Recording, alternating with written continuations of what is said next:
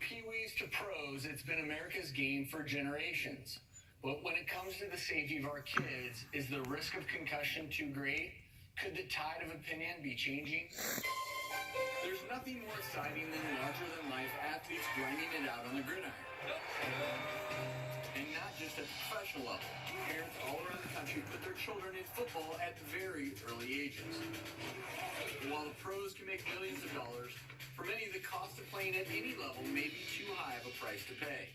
A recent study showed that 110 out of 111 of deceased former NFL players who had their brains donated suffered from chronic traumatic encephalopathy, or CTE. And many believe that the damage starts very early on. In fact, Dr. Bennet Omalu has taken it a step further.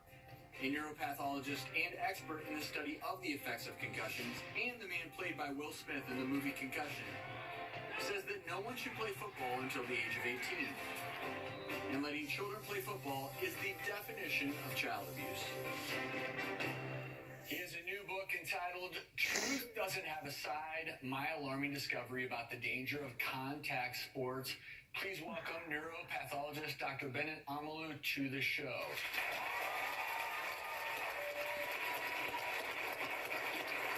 So, Dr. Omalu, I have to tell you and congratulate you and say how much we appreciate all the research that you've done highlighting this problem. You really did bring something to light that I think a lot of us were so ignorant about. So thank you, first and foremost. But now with your new book, you're taking this to another level, saying that letting kids play football is equivalent to child abuse.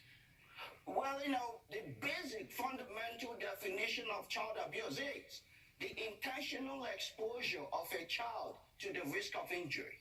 So we wouldn't give a child a stick of cigarette to smoke, but we would send a child to a field to suffer concussions, which is more dangerous. A stick of cigarette or a concussion of the brain. Of course, a concussion of the brain. Why don't the definition of child abuse is the intentional exposure of a child to the risk of injury.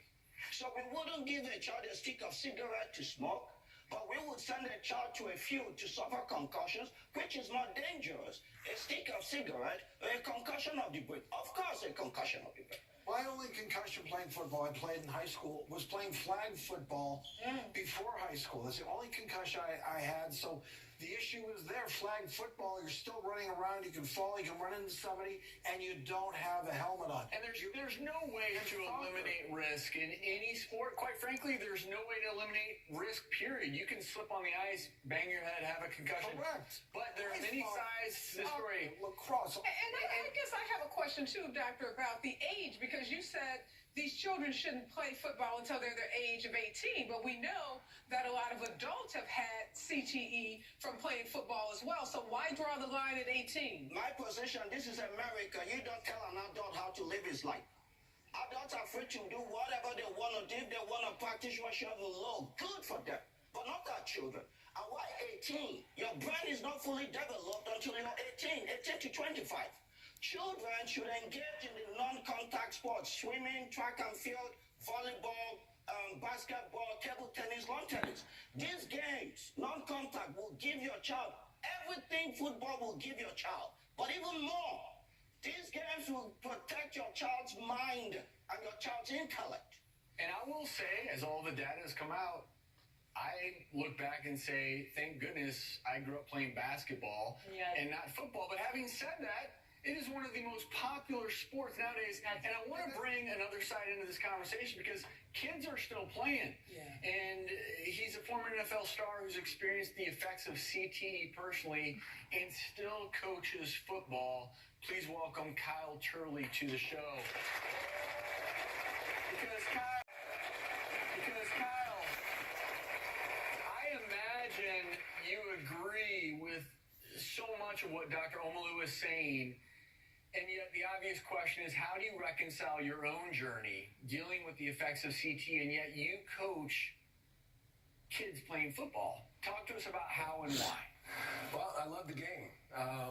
We grew up as Americans and we have dreams. And from the first moment I saw the Dallas Cowboys play and Tony Dorsett and Danny White were out there, I was locked in. Okay, and so although we have to have responsibility with our children, I understand as a kid growing up in Southern California, the many spills I took at the skate parks and hit my head with a surfboard every now and then, but to the point that he's making, these intentional hits to these young brains needs to be re-examined. And currently we're not addressing it. And that's my biggest reason for being here today, biggest reason for why I coach today, and the other things that I stand up for, because I've seen a dramatic change in my life. Do you believe, and maybe this is one of the reasons you coach, do you believe that there is a way to change the game to minimize these head impacts? The statistics scare me. Virginia Tech and Wake Forest did studies. 7 to 8-year-old boys average 80 head hits a season. 9 to 12-year-old boys average 240 hits a season. Do you believe there's a way to change those statistics and make football safer? I believe there's protocol changes that can be implemented 100% that need to change. And I believe that certain medications should be implemented in the game of football that have neuroprotective aspects to them that have been proven in science. But with kids? 100%. And so for me, it's about finding solutions. And I believe firmly that there are a number of solutions that are available to us that we're not accessing. The child abuse issue, as a children's rights advocate, I get really nervous when we talk about subjecting our kids to anything that could harm them and particularly could have long-term impact on them neurologically. So I applaud the doctor for raising that harm them and particularly could have long-term impact on them neurologically. So I applaud the doctor for raising that issue and at least letting parents know you are taking a huge risk if you put your child out. But in fairness, the one thing I will say, and this is coming from the ER doc's perspective, every time I do see a kid out skateboarding without a helmet, I have seen a lot of concussions in kids from riding their bikes. So there are a lot of sports out there where we need to continue to raise awareness. And what's also ironic is football is incredibly popular. I can openly say that although I didn't play it growing up, it has become my favorite sport. It's a wonderful sport, although acknowledging now the dangers of it. My question is, where do you draw the line here? Because I can't appreciate your perspective enough, Dr. Omalu. Your belief in these 6 sports and maybe eliminating them for kids, I understand that perspective.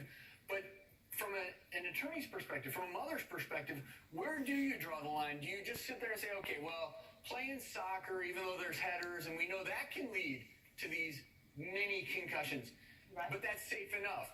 This is not safe enough. Do you literally draw a line in the sand and say these sports are safe enough, these aren't? Well, I think there could be an argument that some sports kids just shouldn't play. I mean, some sports could be so dangerous and the risk so great that we as a society should say, if you subject your child to that sport, you are indeed engaging in child abuse. Just like we say, you can't allow your child to ride in your car without a car seat, right? So the state steps in to protect children in lots of situations. So sports shouldn't be any different.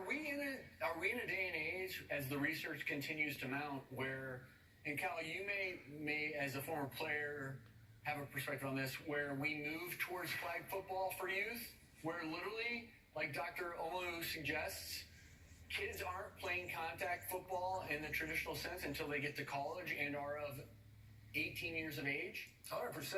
I didn't play football until I was a senior in high school. I wrestled, I played baseball, I skateboarded and surfed, all these other things. 18 years of age? 100%. I didn't play football until I was a senior in high school. I wrestled, I played baseball, I skateboarded and surfed, all these other things, and prided myself on being an athlete. When I stepped on a football field, I felt I was ready. I didn't stay off the football field because of concussions. We didn't know anything about those. Dr. Omalu hadn't, I think, stepped foot in America at that point. And, unfortunately, I saw broken arms and blown out knees and paralyzations and all these things. So I knew it was dangerous enough. So we have to accept these inherencies that are in these sports and that they're not just going to go away. And so we really have to start being proactive. And to your point, Kyle, changes and treatments given. And to that point, Kyle, I think no matter what the age, there are some things that we can do to educate parents who are going to put their children and their young adult children in some more risky situations. For example, I was wondering, in some of the teams that you've coached, do they do preseason and postseason neurocognitive testing just to see the impact. You know, that's something that's really valuable, because if you see that there's some damage by the end of the season, it's still not too late to pull them for cognitive rehabilitation. Parents need to know that the head protection is as good as it gets. They need to know that there's somebody in the sideline, even in this peewee level, that if somebody suffers some type of head injury, that they're being evaluated. And if there's any issues, boom, you're kept out so you don't have multiples very close. And I will say this, if you are a parent and your child wants to play football and you decide to let them play football, make sure their coach is someone like Kyle, who appreciates the risks associated with potential head trauma. And I think that you also have plenty of evidence on your side, like Dr. Omalu suggests, to say, you know what, we're going to play non-contact sports until you're old enough, until you're 18. There's so much more yet to learn on this. I want to thank both of you for advancing this conversation. We'll certainly have more resources on our website regarding CTE. We'll be right back.